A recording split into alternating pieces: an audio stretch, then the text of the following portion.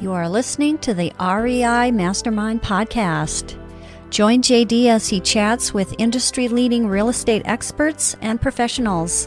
We learn from their experience and uncover the strategies to their success that we can implement into our own businesses, and we can drive immediate results today. They share their experience and wisdom as we build a foundation to our own success. This is the REI Mastermind Network. Well, we have Dave Dubeau on. Dave, I really appreciate your time. And like I mentioned before we hit record, I spent a lot of time on the acquisition side of property, for wholesalers, fix and flippers and everything.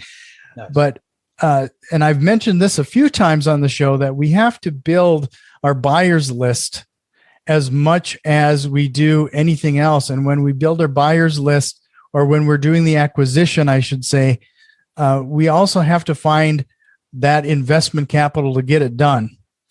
And unfortunately, I don't think, my show is probably a great example of that. Unfortunately, I don't think I spend as much time on the subject as we probably should. Well, we'll fix that right now. How's that sound? But before we kick things off, I want to make sure they have your information and contact information, and hold out towards the middle and end of the show, because Dave has given you an awesome opportunity for everybody coming up on one of his workshops. But head over to investorattractionworkshop.com, and I'll make sure to include that link in the show notes. But really appreciate your time, Dave. My pleasure. Thanks for having me, Jack. So we're going to spend a little time today talking about raising capital without rejection and everything associated with it. And we're going to start things off with something that's pretty controversial. And I know so because I've actually said this exact phrase multiple times. So we're kind of in the same boat on this one, is that the concept of find the deal and the money will come. Yeah, I heard that concept a lot, Jack. And then when I had the situation where I had a really good deal on the go and I didn't have the money for it, that's when I thought, okay, well, time to kick things into gear. Just find a good deal. The money will find you. Well, it isn't going to happen by magic. You have to do something. So I'd also heard, hey, pick up the phone and start dialing for dollars. Have you heard cold calling? Yeah, like the Wolf of Wall Street. It looks kind of sexy and fun on movies. Right. Well, I tried that. And Jack, I suck at cold calling. All I did was get rejected a whole bunch of times, get pouty, quit doing that. I'd also heard go out and turn every conversation into a real estate conversation. So I tried that, networking and schmoozing, showed up at the local B&I, Chamber of Commerce, Toastmasters, wherever they let me in the door with my business cards, practiced my 30-second commercial, raised absolutely zero capital. And bottom line, after trying a whole bunch of different stuff, I failed miserably, had to back out of the deal because the money did not magically find me. And so that's when I changed my mindset about this. And I said, you know what, for me at least, when it comes to the chicken and the egg, which comes first, the money or the deal, I want to have the money lined up first, because then if I've got my investors, if I've got my capital lined up ahead of time, then it makes it so much easier to find and close on those deals. Because at least in my case, Jack, I found that if I waited until I had the deal and then I went looking for the money, then I just kind of, desperation seemed to ooze out of every pore of my body. And no matter how good the deal is, that repels other people. If they just sense that you really, really, really need it, then no matter how good the deal is, they're going to feel hesitant about investing with you. That's been my experience. So now money comes first. Yeah, no, I can imagine. I mean, making sure you have that money lined up ahead of time, you probably have a lot more confidence in the way you're speaking to your sellers.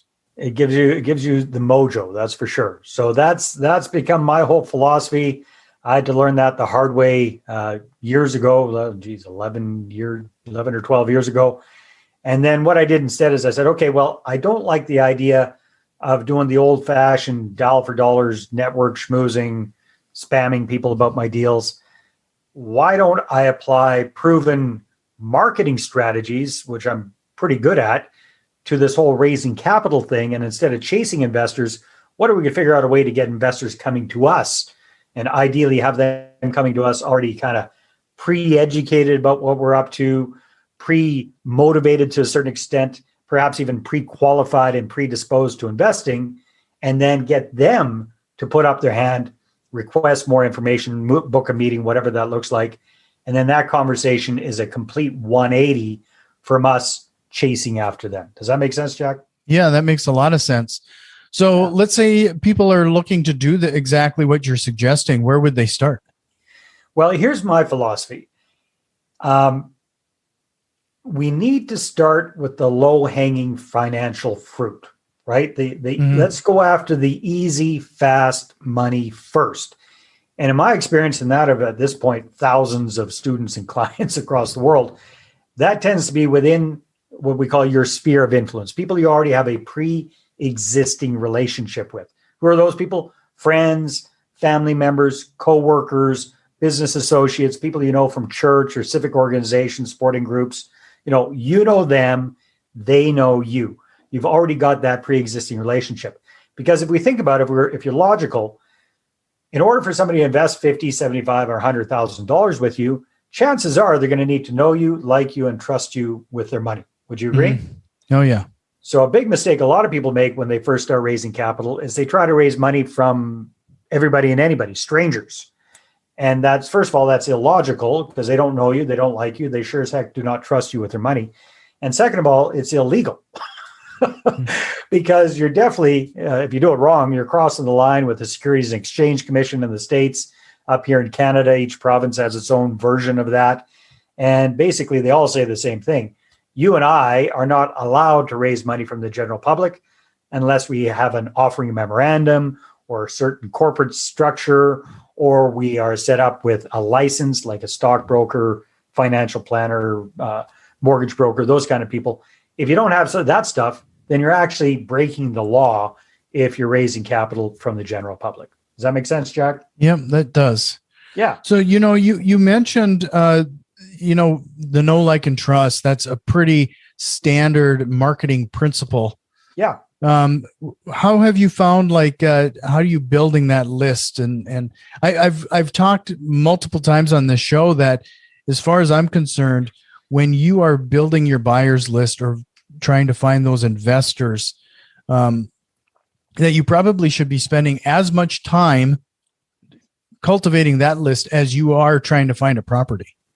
Yeah, so this would be a completely different list than your buyer's list. Your investor list is going to be a completely different list. And again, what I recommend is let's create a target group. And I'm going to say for most people, somewhere in the 100 to 200 people on your list range. So people that you have that pre-existing relationship with. And before anybody freaks out and says, Dave, I don't know 100 to 200 people. Yeah, chances are you'll know a lot more than that. And what we always do is we say, hey, here's the quickest way to do that. Instead of trying to think up 100 to 200 people, let's start with a couple of thousand and whittle it down. How do we start with a couple of thousand? It's actually quite easy. Jack, you just take your cell phone, export all your contacts from your cell phone, get them into an Excel spreadsheet. Do the same thing with your social media contacts. Don't worry about it. Don't filter it yet. Just get them all into that spreadsheet. Same thing with, people that you have in your email contacts. Just get all of your contacts into one place. And then instead of having to think up 150 or 200 people, probably going to start out with 1,500 or 2,000, whittle it down to 200 people that you actually do have that pre-existing relationship with. So that's really kind of step one of my 5-step process. Create that target group of prospective investors. And then part 2 of step 1 is reconnect with them on a personal level before you start talking business. Because I didn't tell you what my biggest mistake was when I first took a kick at the can there for raising capital. It wasn't dialing for dollars. It wasn't the networking and the schmoozing. The biggest mistake I made, Jack, was I came up with this brilliant idea of creating that target group, which was a really good idea. But then I missed a step. And instead of breaking the ice with them first, I went straight for the throat, straight for the jugular, and said, hey, here's my deal. Are you interested? Here's my deal. Have you got any cash? And I spammed that. I mean, I sent that out to all 200 people. And basically all I got was a bunch of people replying saying, "Hey, Dave, I haven't heard from you in forever. And here you are, hit me up for cash for a deal. Take a hike." Right. And the worst part wasn't losing the deal. The worst part of that was being so clumsy. I really shot myself in the foot with a lot of really good potential investors because I turned them off because I was so darn clumsy in the first place. Does that make sense? Yeah, that does make a lot of sense. It's very similar, when you're acquiring a property, there's a lot of rapport building that has to occur when you're talking to a distressed seller.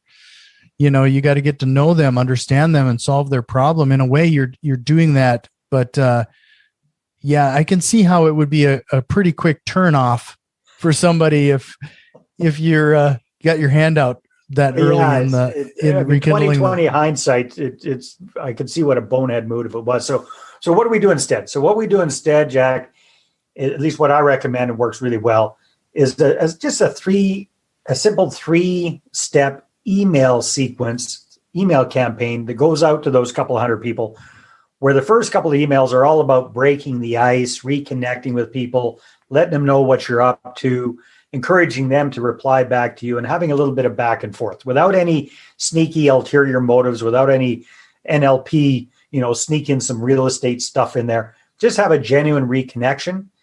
And then the third message is kind of the heads up. Hey, you know what, moving ahead, I want to do a better job of staying in touch, letting you know what I'm up to with real estate investing, that sort of thing. So you give people a heads up about what's going to be coming down the pipeline, and then you start the marketing kind of stuff. Does that make sense? Yeah. So, let's say once you have established and made that reconnection, and you're probably saying, you're sending out this static email, that initial 1 or 2 that's going out to everybody, but take a moment and do that response and have that interaction, right? That's super. There's money in those responses. There's literally hundreds of thousands of dollars, if not millions of dollars, in those reconnections. And what we've found over the years of doing this, Jack, is that most people, when they start this way with their sphere of influence, can quite easily raise their first $1 to $2 million just within that group of people. So that's in my mind, that's the simplest, fastest, and most logical place to start. So, and I know this is probably going to get a little tricky, but as you are interacting with them via email, are there any signs or indicators that you could say that maybe this is a smaller group that you should focus on and reconnect in person? Not necessarily, not yet. That very well could come up during the whole process. What I'm really looking for is interaction. So just the fact that we have 200 people that we're reaching out to does not mean that 200 people are going to reach back, right? In fact, statistically speaking, you're doing pretty well if you have somewhere between 20 and 50 of them actually get back to you. So those would be that 20 to 50, that would be that subgroup where I'd be paying a little bit more attention. But everything else that we're going to be talking about kind of goes out to that whole group of 200 people. Sure. Okay. Yeah. So we've been talking a lot about this now regarding finding that low-hanging financial fruit. Yeah.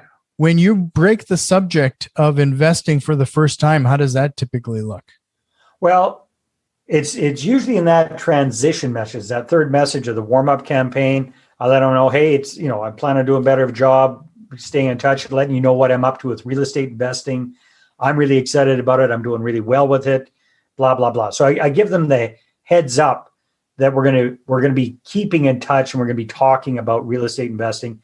And hey, who knows? You might want to partner up with me and share in the profits on a deal, and then we've got everything moving forward is coming from ideally your investor focused website, and it brings people back to that website so they kind of poke around, check things out, and ideally click on the contact us tab, which is what the whole goal is. Mm-hmm. So step number 3 of the process is setting up what I call your constant, consistent communication, your marketing. And what we want to do there, Jack, is we want to get top of mind And then we want to stay top of mind with that target group of prospective investors by providing them with what I call edutaining marketing, right, on a regular basis. So ideally, like once a week, they're hearing something from you, just a little tidbit about what you're up to, what you're doing with real estate. Don't get too heavy duty with this. Keep it pretty high level, because you got to remember, most of the people on your list are not real estate enthusiasts like we are. They aren't, watching and listening to your podcast. They're just normal people doing their thing. So we got to keep it Reader's Digest level, where it's pretty easy for them to understand. So again, that constant, consistent, edutaining communication, and then make sure that each piece, whether you're doing a video log or a blog post or an electronic newsletter, whatever it is that you're doing, make sure that you've got a specific call to action at the end of it saying, hey, if you'd like to find out more, click here, let's have a conversation. Sure. No, I like that you mentioned keeping it at that Reader Digest level. I find actually it's interesting. I get a ton of newsletters and everything in my inbox, and it's amazing to see how different one varies from the other. Some are very simple, to the point, and just a few sentences with some highlights. Those are the ones I'll scan through. It's the ones that come in that are like a book in length, that you just go, why are you sending me this? And you're into this stuff, man. Imagine somebody who's really not all that into real estate investing. What I found over the years, Jack, is that most prospective investors, they really don't want to learn the nitpicky ins and outs of real estate investing. What they want to know is that we know our stuff, that we are the expert. And if they decide to invest with us, we've got their back. We're the ones that are going to lead the charge. So that's really what they want to know. So we don't want to overwhelm them with too much detail, too much minutia. We just want to make sure they know that we know our stuff. Right. And I'm going to guess that the marketing rule around 8 to 10 contacts before somebody takes an action is pretty universal there as well. Don't expect it to work like right off. You got to. Exactly. It works. Here's what we found. It's really, really interesting. There will be some folks who are ready to go pretty quickly, but it's the vast, vast, vast minority. 85% of people, once they've shown some sort of sign of interest, are going to need some long-term nurturing. And that's why it's so important that you've got that constant, consistent communication coming out week after week, month after month, because that's where you're going to get the lion's share of your capital, or lion's share of your results, is from that ongoing conversation, that constant drip, right? So anytime they're ready, whenever they're ready, hey, click here, let's book a call, let's have a conversation. But again, that's why it's really important that you always have a clear call to action at the end of any of your marketing, so that people know exactly what you want them to do. Sure. Yeah. Talking about a clear call to action, I want to bring up your workshop. You really have a great opportunity for everybody, and let's bring this up now, and then we'll have it again at the end of the show. But I spared no time or expense putting together a sign just for you here, Jack. So this is for your followers, investorattractionworkshop.com. And if you put in the discount code HOSS, HOSS, all caps, that'll get you a 50% discount on a ticket. You're going to see the tickets are pretty reasonably priced in the first place. And here's what we do, you guys. We spend a full day, and I'm talking about 8 hours, together on Zoom. It's a virtual workshop. It's live, but it's via Zoom, with a small group of people. And we take a deep dive into this whole 5-step, what I call money partner formula. So at the end of the day, you're going to have a complete blueprint to get from where you are to where you want to be with raising capital. In fact, what we say is this is the entire roadmap of how to raise your first or your next 6 figures in the next 6 weeks or less. And the reason we do the workshops so inexpensively is because my real business is I have a boutique marketing agency, and we're going to offer you a complete done for you process, done for you system, that if you want to work with us directly, that's what we offer there. So you have the opportunity to come in and learn everything in that full day workshop. If you're a diehard do-it-yourselfer, you got everything you need. If you'd rather have the experts set it all up for you, that's what we offer you. Does that make sense, Jack? How's that for complete transparency? Yeah, no, I appreciate that because I've had people come on the show before, pitch a workshop, as if it's a big secret anyway. Like we all know what most of these workshops are for. There's Yeah. a reason you're doing it, and there obviously you're out to, you got to make a little money at it. Well, So we it's no actually make secret. quite a bit of money at it. It's just not with the ticket sales. We keep the ticket price very, very reasonable. And then the way that we make our money is by attracting new clients via the workshop. So that's where our business model lies. So we instead of selling a home study course, we almost give it away as the training in the workshop, but then we offer the done for you service there. Yeah, you bet. Yeah. So, talking about attracting people to the offer, you're attracting people to your website, trying to get them to the contact page to essentially raise their hand. Yes. Once they what happens next?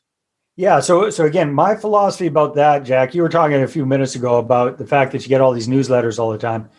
What we tend to do is we put all of the marketing on the website, right? So instead of sending people a newsletter, we send them a quick little email that creates curiosity, that links them back to the website. Mm-hmm. That's where the newsletter is. They can read it there. And then while they're in the website, hopefully they start poking around and clicking on one of those big contact us buttons. And then quite often the way we've got this set up for our clients is that takes the person directly to a Calendly booking page where they pick a day and a time and they book a half hour, 45-minute conversation with the real estate entrepreneur. And that's where the real estate investor can have their meeting, their investor meeting, because that's the goal of the whole thing, is to getting this face-to-face time with a prospective investor where you can show them what we go over in step 2, which is what we call your $1 million investor presentation. So that walks people through, again, in a very simple manner, what you're up to with real estate investing, a little bit about your background, your track record, what's in it for the other person, the investor, how it all works, the pros, the cons, the rewards, the risks, how you mitigate those risks. All of that goes through that. And then you've got the call to action at the end of that presentation, which is this of interest to you or not? And you find out one way or the other and you move on from there. Sure. Yeah. Well, I think one of the other benefits here is that you're probably going to rekindle some relationships that have kind of laid dormant there for a while. Definitely. If I had done it right in the first place, I would have rekindled some relationships. I mean, one guy said, "Dave, I haven't heard from you in 18 years. And here you are just hitting me up for money." So if I had done it the way I just explained it, that would have rekindled those relationships. So that's one of the, when we're doing this with clients, this is one of the perks that they absolutely love, is just reconnecting with all of these people that they might have lost touch with. Yeah. And what I think is also interesting is that if you do this right, you probably aren't just contacting them, but almost everybody that they know that might be interested in it. Well, yeah, that takes us to step number 5 of the process, which is what we call starting the snowball effect. And here's the beautiful thing, Jack, and I'm sure you've seen this in multiple ways with buyers plus with investors, is once you've got an investor on board and they're happy with what they're doing with you, it's so much easier to get more investors because now you can get a really good testimonial from that person. And if you're proactive, you can get warm introductions from them to their friends and their family because they tend to hang out with other people that have money as well. So that's beautiful. So again, video testimonials are king, and getting warm introductions to people within their sphere is a massive shortcut to growing your investor list for sure. Yeah, this is a great example of how you should mine a small group for the value that they hold versus trying to cast that wide net.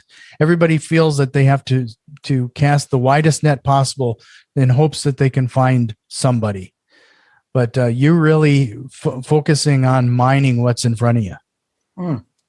Yeah, it's just like you said, right? It's my philosophy is it's better to go narrow and deep than really, really wide and shallow, right? Because the deeper those connections, the deeper the relationship the person feels with you, the much more likely they are to know you, like you, and trust you with their $50,000 or $100,000. So, well, I usually like to give everybody one actionable thing that they can take back and implement like right away. Yeah. Like, could you give us like what would be the wording of that first email that they would send out to start a conversation? Yeah. Well, how about if I do one better, Jack? So I'll give you the idea of that, but then I'll give you the actual layout of the third message, because the third message is the magic one. Okay. So the first two messages are just basically what I call the Christmas letter from Aunt Nadine. Okay. I don't know if you're a younger guy than I am, Jack, but back when I was a kid, before social media, before cheap long distance, all that kind of stuff, people used to actually write letters. I don't know if you remember those days, but my Aunt Nadine, she had a trick. Every Christmas, she would write a nice long Christmas letter, and she would go down and she would photocopy it, and she'd stick that in with all her Christmas cards and send that out to her friends and family. So that was the one time a year we kind of got caught up on what she and the family were up to. We want to do a modern day version of that via email. So catch people up on what you've been up to for the last 5 years or so. You, the family, the kids, the spouse, work, sports activities, outside activities, travel, if you're able to travel, what's been going on with the whole pandemic thing for you, nice newsy, what's been going good, what's been not so good, but leave it on a really positive note and always have that call to action. Hey, that's about me. How about you? Please hit reply to this email. Let's connect. So that's the first couple of messages. But the third message is what I call the transition message. And this is really important that you do this right.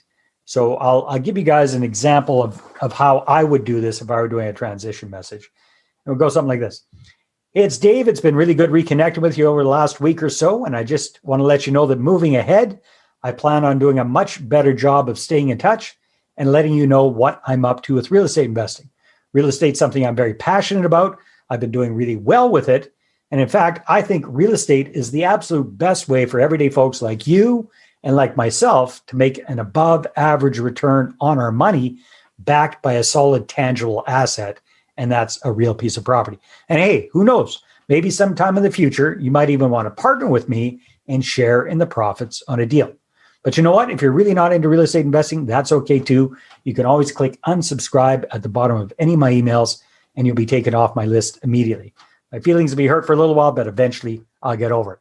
Okay. And in the meantime, if you haven't had a chance to get back to me, let me know how you're doing. Please, please, please hit reply to this email and let's connect. Take care. Talk to you soon. Send that sucker off. All right. Now that was about a 1 minute spiel. Mm-hmm. But we've accomplished 4 or 5 things in that 1 minute spiel. First of all, we let them know that we're going to keep communicating with them and we're going to switch gears and we're going to start talking about real estate. Okay. So that's the first thing. Second thing is we planted the seed that, hey, who knows, maybe sometime in the future, might even want to partner with me and share in the profits. All right. So that's number 2. Number 3, we let them know that we're very passionate about it. And if it's true, don't BS anybody. But if you've got some success, then you can legitimately say, and I've been doing really well with it. Right. So we let them we plant those seeds there. Then we also encourage people to opt out if they'd rather not hear about it.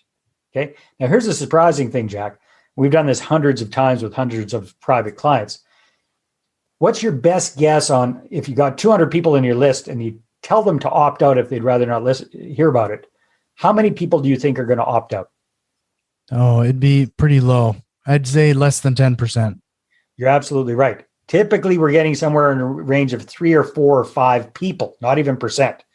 3 or 4 or 5 people out of 200 might opt out in that sequence if we do it that way. So we accomplish a heck of a lot. People know that we're going to be continuing to communicate with them. People know that we're switching gears. We're going to start talking about real estate investing. And that's when we can kick things into gear with the rest of the marketing. So, well, there's been a lot of great concepts and strategies here. I'm going to have you hold up your sign one more time. That high res sign there. InvestorAttractionWorkshop.com. Use discount code Haas to get involved. Half off on the workshop. That's a great opportunity for everybody. This, Dave, I really appreciate your time on this. Like I said, we don't spend enough time on this topic. But before I let you go, is there a question you wished I would have asked you here today? Question. You know what? You did such a good job there, Jack. I think we've covered it all. One question people sometimes ask me is, what's the biggest mistake you see new capital raisers making? And the biggest mistake I see, Jack, is the fact that they start off just shotgunning everybody and anybody about their deals, and they're plastering their deals on Facebook and on social media and all these places. And that just makes me cringe from a securities standpoint. And again, I'm not a lawyer or securities guy or anything like that. It's just my understanding, because they're breaking the law, and they might get away with it for a little while, but sooner or later they're going to get caught. And the spanking they're going to get from the Securities and Exchange Commission or their state regulatory body or provincial regulatory body is not going to be fun. So you guys, don't do that. Whatever you do, don't do that. So, well, I appreciate it. Thank you again, Dave. And again, go to the URL. I'll make sure to include that link in the show notes. Dave has a podcast of his own too. So you better go to that site and find that, because there's a lot of great content there. So really appreciate it, Dave. I hope to chat again sometime. Likewise. Thank you very much, Jack. This has been great. This has been the REI Mastermind Network. You can already tell that we've made some changes, and a few more are on the way. If you are interested in what we have planned, head over to patreon.com/REI Mastermind and support the show today. Financial contributions are always appreciated, along with a like, share, and review. It really helps us grow and reach more people with this valuable information. See you next time, and tell a friend.